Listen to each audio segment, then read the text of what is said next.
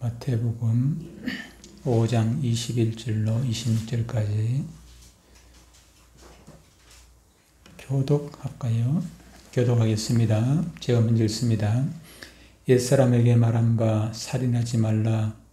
누구든지 살인하면 심판을 받게 되리라 하였다는 것을 너희가 들었으나 나는 너희에게 이르노니 형제에게 노하는 자마다 심판을 받게 되고 형제를 대하여 나가라 하는 자 공의에 잡혀가게 되고 이를 넘기라 하는 자 지옥불에 들어가게 되리라. 그러므로 예물을 제단에 드리려다가 거기서 네 형제에게 원망 들을 만한 일이 있는 것이 생각나거든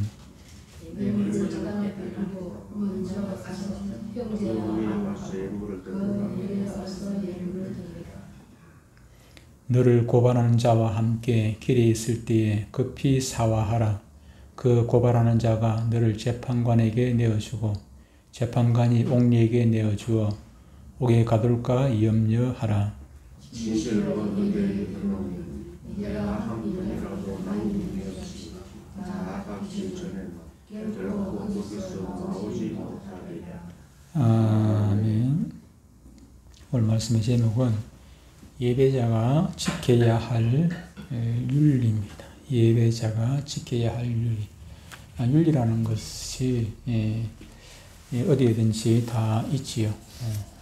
사람과의 관계도 윤리가 있고 또 하나님과의 우리 사람과의 사이에서도 윤리가 있게 말입니다. 여러분들은 지난 추석에 가족이나 친척, 친지분들을 만났겠죠. 저는 추석 때 시골에 경산에 있는 그 형님 댁에 가서 또 형님을 만나고 돌아왔고, 지난주 수요일 날은 또 우리 제가댁 쪽에 컨천남과 또 내위에 손이 동서 만나고 부산에 있습니다만 만나고 왔습니다. 명절이 되면은 이렇게 가족 친척을 만나는 가운데 또 정이 새로워지고 그러는 것 같습니다. 이웃 사촌이라는 말이 있는데 가까이 있다 보면은 나하고 친척도 아니고 형제도 아니고 아무런 관계가 없는 사람이라 할지라도 가까이 있고 또 자주 만나고 그러다 보면은 업동경도 생기게 되지만은 아무리 가까운 친척이라도 자주 만나지 못하게 되면은 요즘은 뭐 전화가 있으니까 또 전화로 하지만 옛날에는 편지로 해야 되고 편지도 그렇게 자주 안 해지게 되고 이래 되면은 아무리 가까운 친척도 멀어지게 되고 그렇게 되는 것 같습니다. 어떤 교회에 집사님 한 분이 예배를 마치고 난 다음에 목사님께 찾아와가지고 질문을 합니다. 목사님, 제가 교회에 나오고 싶은 마음이 없을 때에도 그럴 때도 억지로 꾸역꾸역 교회에 나와야 합니까? 또 목사님 설교가 영 마음에 들지 않고 귀에 들어오지도 않고 예배 시간이 지루하고 그럼에도 불구하고 억지로라도 앉아서 그 설교 듣고 있어야 되고 또 찬양을 억지로 하고 그렇게 해야 합니까? 교회에 올 마음이 전혀 없는데 내키지도 않는데 그렇게 교회에 나오고 또 억지로 앉아가지고 설교 듣고 찬양하고 하는 것 그것은 위선이지 않습니까? 마음 예배라는 것이 마음이 우러나가지고 드리고 그렇게 해야 되는데 어쩔 수 없이 뭐 만으로 따라 나와가지고 앉아있고 그것은 너무 위선적인 것 아니겠습니까? 이렇게 뚱딴지 같은 질문을 합니다. 목사님이 오랫동안 목회를 하는 동안에 그런 사람 처음 듣다 보니까 목사님 처음에는 좀 당황을 했는데 목사님이 마음을 좀 진정을 하고 대답을 합니다. 집사님은 가게에서 물건을 사고 돈을 줄 때 항상 기분 좋은 마음으로 줍니까? 집사님은 집세를 낼 때 항상 기분 좋은 마음으로 그렇게 집세를 집주인에게 내고 있습니까? 집사님은 음식을 먹을 때 항상 그 반찬이라든지 음식 맛이 좋아서 그것을 먹습니까? 그렇지 않지 않습니까? 사람은 집세를 내기 싫어도 내야 되고, 물건값이 마음에 비싼데 마음에 안 들어도 그래도 또 정해진 가격이 있으면 그대로 내야 되는 것이고, 때로는 항상 입맛이 좋은 것이 아니라 입맛이 떨어지고 밥을 먹기 싫어도 우리는 때에 따라서 때에 맞춰가지고 밥을 먹어야 되고, 또 음식을 하는 사람도 반찬이 항상 어떻게 가족들 입맛에 맞도록 그렇게 반찬을 또 항상 할 수 있는 것도 아니지 않습니까? 그러나 건강한 사람은 입에 조금 반찬이 마음에 안 들고 음식 맛이 없다 할지라도 건강한 사람은 그걸 맛있게 잘 먹어 주는 것입니다. 역시 우리 역시도 만나고 사람을 추석 때든지 명절 때 이렇게 사람을 만날 때, 명절 때뿐만 아니라 우리가 늘 눈만 뜨면은 바깥에 나가면은 우리가 사람을 만나게 되지 않습니까? 밖에 나가는 이유가 거의 대부분 사람을 만난다. 나가면 그냥 만나게 되고 이 사람 만나고 저 사람 만나고 하루에도 수많은 사람을 만나게 되는데, 근데 그 중에 늘 내가 만나고 싶은 사람만 만나는 건 아니지 않습니까? 어쩔 수 없이 만나기 싫은 사람도 만나게 되고 그렇게 되는 건데, 근데 만나기 싫은 사람도 원수 같은 사람도 자꾸 만나다 보면은 또 정이 들고 또 관계가 부드러지고 그렇게 되는 것입니다. 철천지 원수라도 같은 감방 안에서 3일만 있으면 친구가 된다는 그런 얘기가 있습니다만, 사람이라는 게 자주 만나면은 그렇게 관계가 부드러지게 되어 있지요.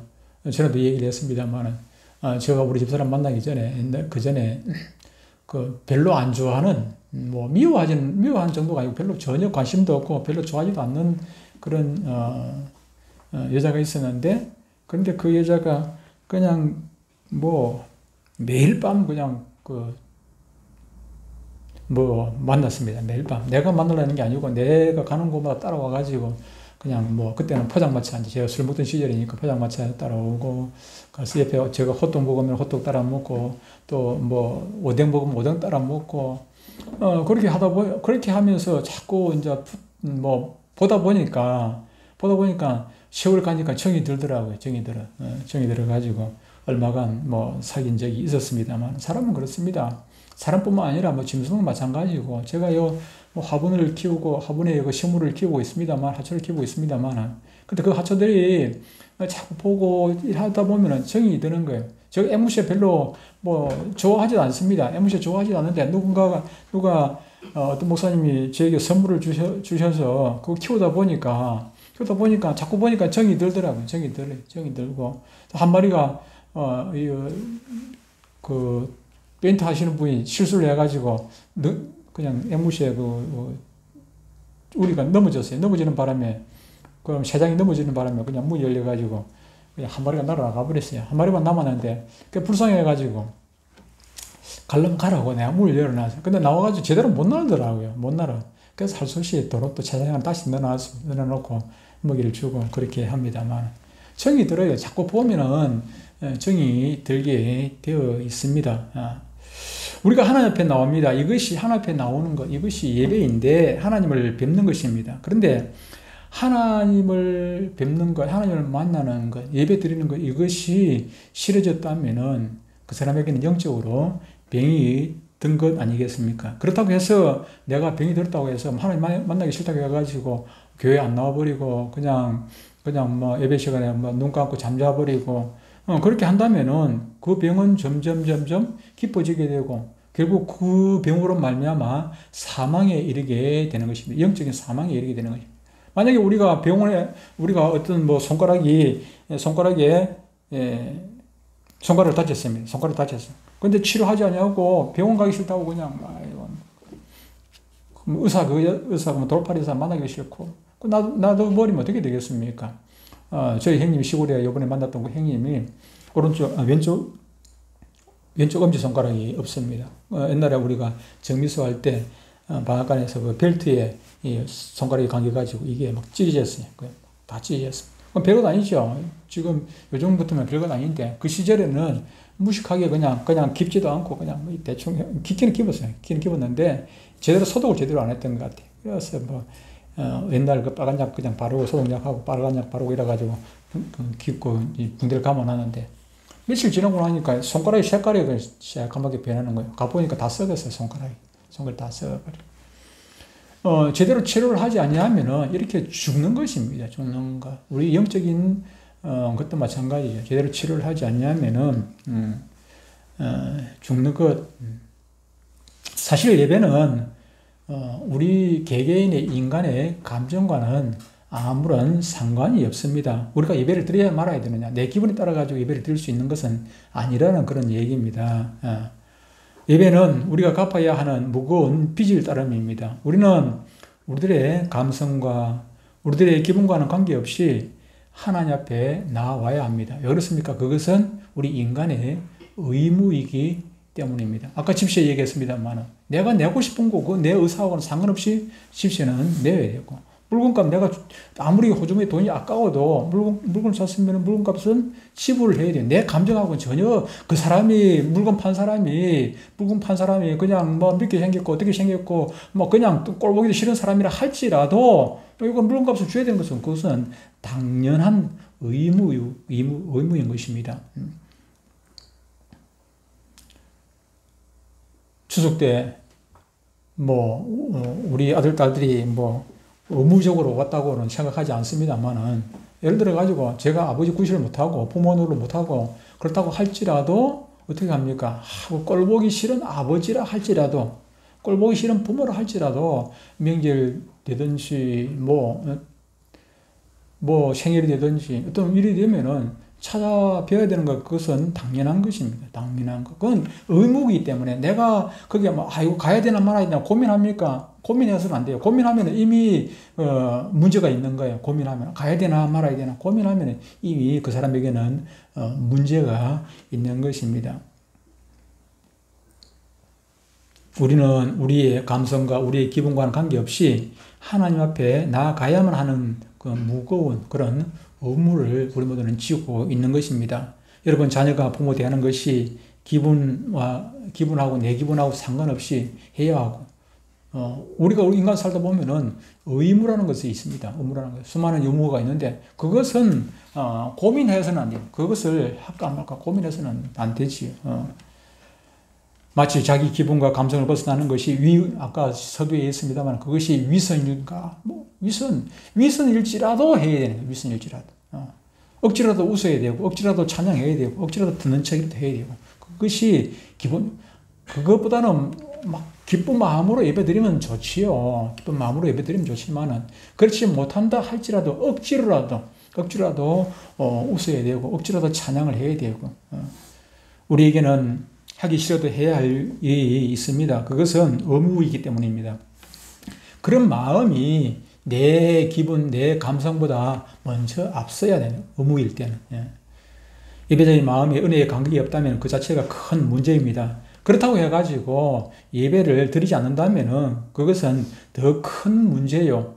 마침내는 완전히 깊은 수렁에 빠져서 헤어나올 수도 없는 그런 지경에 이르고 마는 것입니다. DJ 브럴들이라고 하는 사람이 이런 말을 했습니다.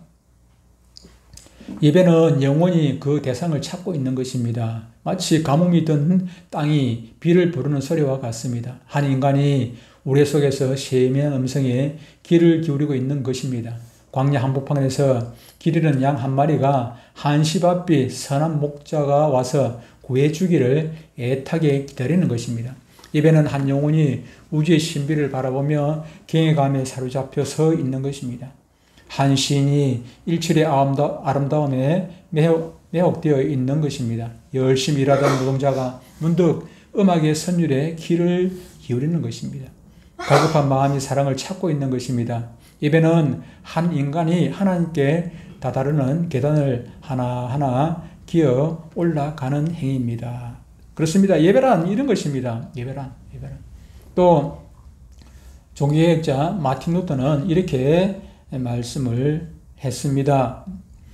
하나님을 가진다는 것은 하나님께 예배한다는 것을 의미한다. 하나님께서 하시는 모든 일에 대한 인간의 진실한 응답이 바로 예배이다. 예배는 곧 하나님께 대한 전적인 응답이다. 이렇게 말했습니다. 그렇습니다. 우리는 예배를 드리면서 하나님의 세계를 알게 되고, 또 예배를 드리면서 나 자신을 알게 되고, 예배를 드리면서 하나님 안에 있는 나 자신을 재발견하게 되는 것입니다. 이것이 없이는 우리의 영혼이 결코 바르게 서갈 수가 없고 자라갈 수가 없는 것입니다. 오늘 본문은 예배제 윤리에 대해서 말씀을 하고 있습니다. 히브리서 12장 14절에도 이렇게 말씀을 합니다. 모든 사람과 더불어 화평함과 거룩함을 따르라. 이것이 없이는 아무도 주를 보지 못하리라. 이렇게 말씀합니다. 하나님과 만나기 위해서는 먼저 화평을 소유해야 한다. 그렇게 말씀합니다. 화목함이 있어야 합니다. 예배자, 즉 하나님과 만나는 사람은 먼저 그 마음과 행위에 화평이 있어야 하고, 또 하나님과의 관계에 아무런 거리낌이 없어야 합니다. 예수님께서 우리가 지난번 이미 말씀을 들었습니다만은 마태복음 5장 9절에 보면은 화평하게 하는 자, 볼까요? 화평하게 하는 자는 복이 있나니 그들이 하나님의 아들이라 일컬음을 받을 것이며 라고 말씀을 하고 있습니다. 본문은 우리에게 어떤 의나 선이나 굉장한 공로에 대해서 말씀을 하고 있지를 않습니다.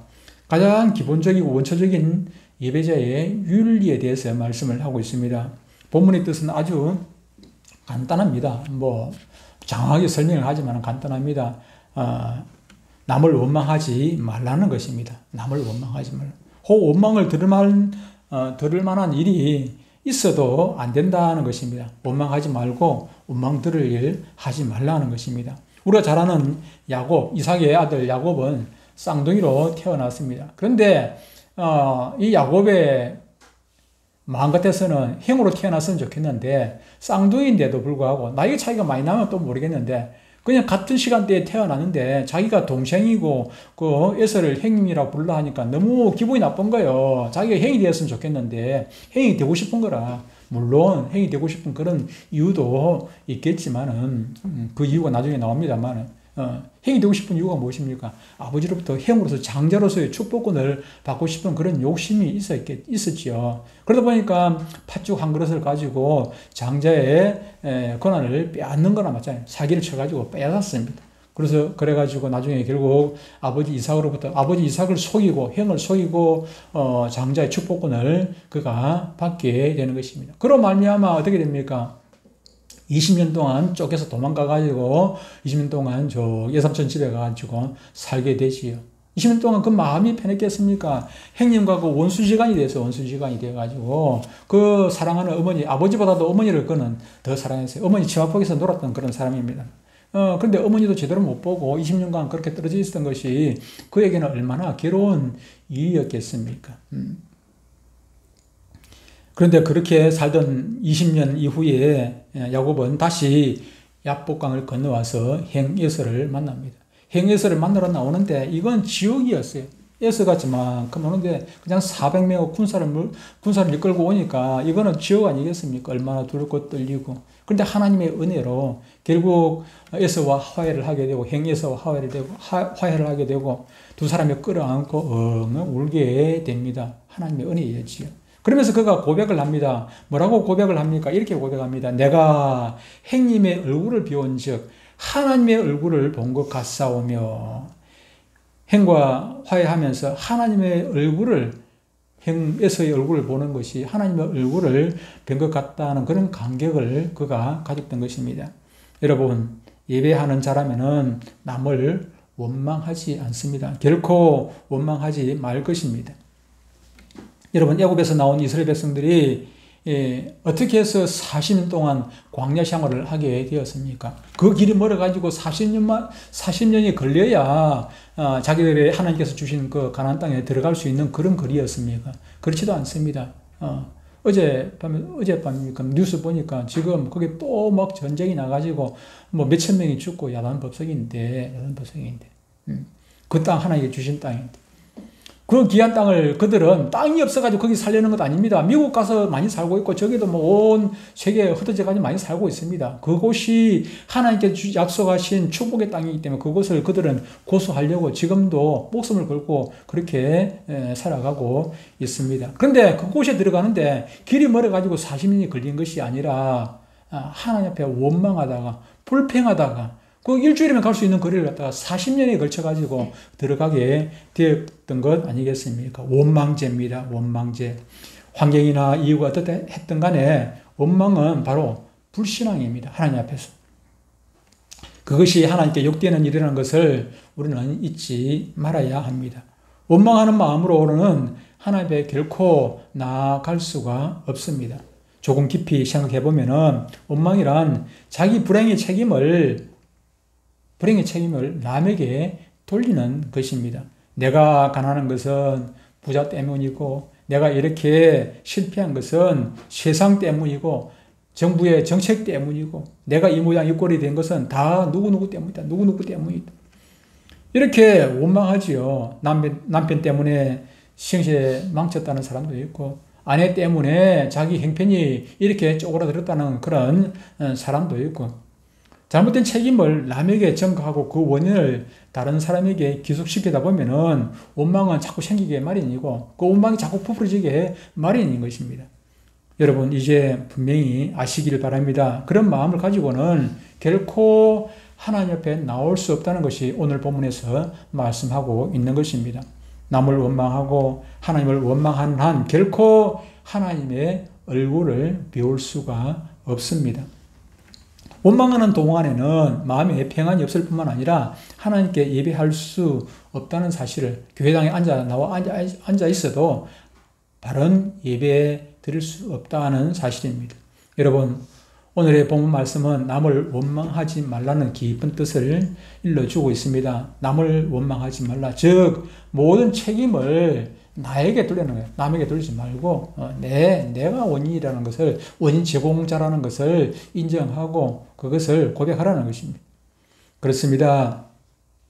책임은 전적으로 내가 져야 합니다. 다른 사람들에게 내가 어떻게 말했든 간에 부부싸움을 하면서 내가 어떻게 행동했든지 간에 적어도 하나님 앞에 나올 때에는 잘못의 책임은 다 나에게 있습니다라는 그런 마음이 되어야 한다 하는 것입니다. 예배자의 마음은 이렇습니다. 내가 불행한 것도 내 책임이요. 내가 불행한 것뿐만 아니라 당신을 불행하게 만든 것도 내 책임이요. 세상이 잘못 돌아가는 것도 내 책임이다. 윤석열 책임이 아니라 국회의원 책임이 아니라 내 책임이라. 내 책임. 그 중에 일정 부분 내 지분이 있다는 것을 우리는 인정을 해야 합니다. 모든 불행의 원인이 모두 나 자신에게 있다고 여기는 것입니다. 오직 이런 마음으로만 하나님 앞에 나아갈 수 있습니다. 그때 비로소 하나님께서 마음문을 여시고 우리의 예배를 받아주시는 것입니다. 또한 성경 오늘 본문에서는 이렇게 말씀합니다. 23절에 그러므로 예물을 제단에 드리다가 거기서 네 형제에게 원망 들을 만한 일이 있는 것이 생각나거든 그랬습니다. 생각나거든. 이 말은 원망을 듣지도 말라는 것입니다. 원망 들을 하지 말라는 것입니다. 왜 남들에게 원망을 듣게 되는 것입니까? 누군가가 나를 원망하고 있다면 나는 하나님께 나아갈 수가 없습니다. 여러분 왜 남에게 원망 듣게 되는 것입니까? 내가 그들을 원망했기 때문입니다. 가정에서도 자녀들을 키우면서 아이들에게 이렇게 원망할 때가 있습니다. 네 아버지나 나나 가난해도 어떻게든 공부하고 그렇게 애쓴 덕분에 이만큼 우리 가정이 이만큼 되었다.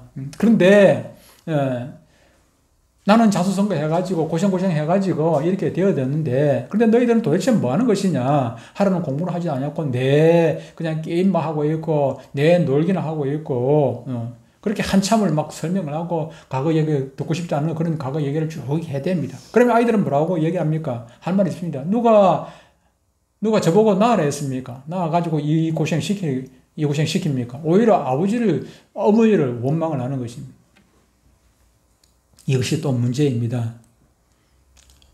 여러분 남편을 원망해 보세요. 남편도 나름대로 할 말이 있고 아내를 원망해 보세요. 아내도 할 말이 있습니다. 여러분 원망은 결국 원망을 불러일으킵니다. 그런데 나는 남을 원망하면서 정작 남들은 나를 원망하기보다는 나에게 오히려 감사하고 고맙게 여기기를 바라는 것이 우리의 모습 아닙니까? 가는 말이 고와야 오는 말이 고운 것인데, 심은 대로 거두는 것인데, 우리는 결코 그렇게 앞뒤가 맞지 않는 그런 생각들을 가지고 있지요. 그런데 쉬운 것은 아니지만은, 제가 이 말씀을 준비하면서 참 내 모습을 비춰보니까 쉬운 일은 아니다. 결코 옳은 일이다. 쉬운 일 같으면 예수님께서 이 말씀을 하셨겠네요. 쉬운 일 같으면 하라 소리 안 해도 잘할 건데 말로 어려운 일이기 때문에, 쉬운 일 아니기 때문에 하라고 강조를 반드시 해야 된다고 말씀을 하고 있는 것입니다. 분명 쉬운 것은 아니지만은 내가 먼저 모든 사람 앞에 감사하고 고맙게 여기는 마음을 가지게 되면은 결국은 그 사람도 내게 고마워하는 그런 사람이 언젠가는 되고 마는 것입니다. 원망을 하지 말아야 합니다. 또한 원망을 듣는 사람도 되지 말아야 하는 것입니다. 오늘 본문은 귀한 것을 가르쳐 줍니다. 원망 들을 만한 일이 있는 줄 생각나거든 이라고 말씀합니다. 원망 들을 만한 일은 언젠가는 우리에게 순간적으로 생각이 나지 않는다 할지라도 언젠가는 생각이 나게 되어 있습니다. 내가 진정으로 하나님 앞에 예배 드리고자 할 때에는 누군가 나를 원망하고 있다 하는 것을 한번 생각을 해 보아야 합니다. 그럴 때 성경은 어떻게 하라는 것입니까? 예물을 제단에 들고 가지 말고 제단 앞에 두고 가서 먼저 교회에 나오지 말고 돌아가가지고 내가 원망 들을 만한 일을 했던 그 사람한테 가가지고 사과하고 용서를 구하고 돌아와가지고 그 사람하고 화목하고 야곱이 에서하고 화목하게 했던 것처럼 그렇게 화목하고 난 다음에 와서 예물을 드리라 그렇게 말씀을 하는 것입니다. 내 잘못이요, 내가 잘못했어 라고 먼저 가서 사과하고 용서하고 화해하라는 것입니다. 그리고 나서 예배를 드릴 때에 그 예배가 온전한 예배가 되는 것입니다. 이것이 예배자의 윤리라고 오늘 본문에서 말씀하고 있는 것입니다. 예배자의 마음은 시간 매일매일 예배할 때마다 원망 들을 만한 일이 생각이 나거든.